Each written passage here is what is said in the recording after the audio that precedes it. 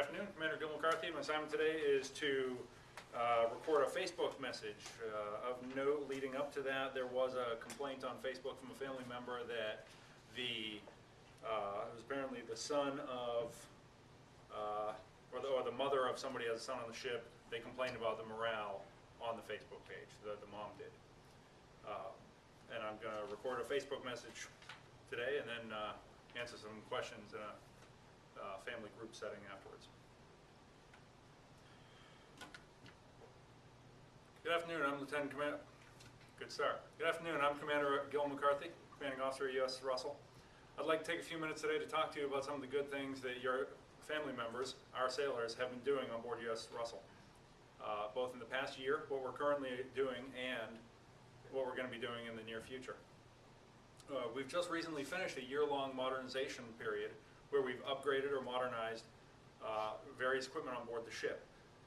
We've provided our sailors with the latest combat-ready resources to fulfill their mission so they can carry out all the scheduled deployments that we can do around the globe. The sailors can be proud of the hard work and all they've done to modernize this ship.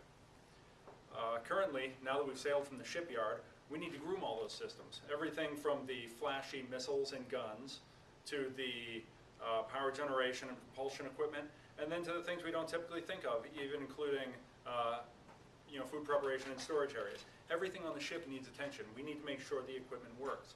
It's a lengthy process. There's a lot of verification that all this equipment works properly, everything that was just installed, and there's a lot of verification that everything integrates properly with the existing equipment and combat systems that we have. Our missions hinge on the material readiness of the USS Russell. And we are committed to providing our sailors with those combat-ready resources, all the equipment they need, and our sailors in turn are committed to executing the mission and fulfilling our deployments around the globe and returning in safe condition. Finally, the next step in the game is we need to train everybody. We have all the equipment on board, we know it works, but now it is the busy process of training our sailors to properly operate that equipment, whether it's in normal peacetime deployment, normal operations, combat situations, or in emergency situations.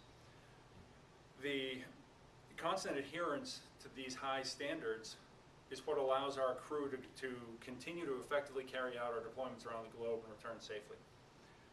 So in closing, the Navy and the USS Russell cannot meet our mission without their constant aggressive ownership of their equipment and their training. We have provided all of the necessary equipment for them to meet their mission, and in return, they're going to meet the missions of the Navy and deploy and return safely. I hope this gives you insight into the role your sailor is in the U.S. Navy and on USS Russell. I'm proud to serve with all of your fathers, mothers, husbands, wives, sons, and daughters. Thank you. Yes, ma'am. Sir, Captain Devine, LS2 Devine is my husband serving on board. I know recently one of the posts that was on our Facebook page sounded to me like whining. You know, my husband's been around the Navy for a while. I've been a Navy wife for a while, and I don't appreciate seeing posts on Facebook from maybe a new sailor's parent who's saying, you know, he's working too hard. I know how hard my husband works, and the brand new deck seaman may not be working any harder than he is. It seems to me like maybe we should just shut the Facebook page down if it's just going to be a bunch of whining and complaining. What are your thoughts? When you read a post like that, it's always important to consider who's posting and what their viewpoint is. There are sailors who are new and sailors who have done this many times. They might have different feelings based on how long they've been in. Maybe they've never done a deployment. Maybe they've never had that mission success of completing the Navy task of deploying around the globe and then seeing how successful it is to return home safely. So this part, the arduous building of the crew and testing all of our equipment, it probably does seem really arduous to them. And they might go home and not understand why. And they probably grumble a bit to their families, because that's what we all do. Our family's an outlet for us as well as a support for us. So I don't think necessarily shutting down the page is the right thing. I think, you know, talking to our fellow sailors and having the more experienced people there, you know, OS2 very much mentors all of his junior sailors. The same way that a lot of other, you know, spouses probably talk to you and say, how do you handle the deployment and everything else. So I think the Facebook website is a good outlet and sometimes good feedback for the command leadership on what type of education we need to push back to the crew and to the families. Thanks, sir. Yes, ma'am?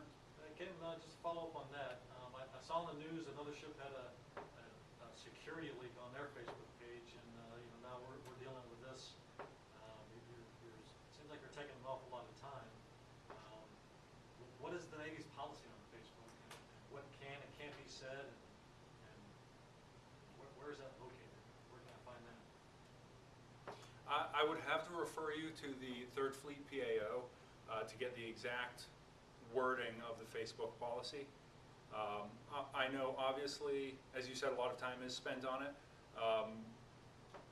but a lot of time is spent on many aspects of our job, including training the crew. Obviously, we don't want any classified information.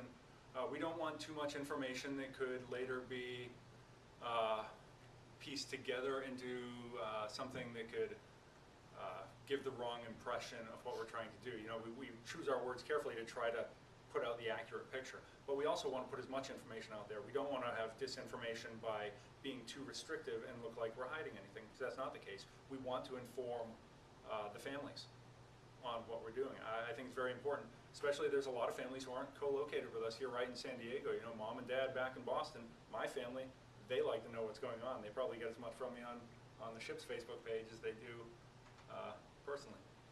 So You don't know where the policy is located? I've reviewed the policy offhand. I can't tell you exactly where it's located. I can put it out to you later, but I know the 3rd Fleet PAO does have it.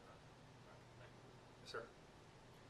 My wife, Lieutenant Junior Grader, nurse on board, and she tells me a lot about the trainings you guys do as a ship, and essentially a lot of that time is wasted. Maybe that's why this person's upset they're working so long. Instead of concentrating on, you know, learning how to operate the ship, they're sitting on the mess decks, listening to PowerPoint briefs.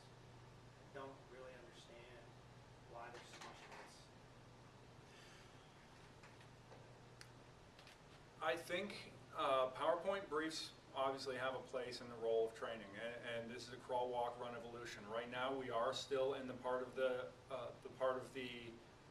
cycle where we're going through and validating all of our equipment. We're making sure everything works. Once we are underway and doing more of the training and getting everybody trained up properly, that's when we'll get a chance to actually operate the equipment more. For now, unfortunately, we are stuck in the phase where we don't have enough hands-on time because we're validating that the equipment works and works together. I assure you that she will have ample opportunity to get out and operate every system on the ship very shortly. It has been an extensive modernization, and we're going to have a lot of underway time to get out and test everything and train the crew properly. Thank you. Yes, sir.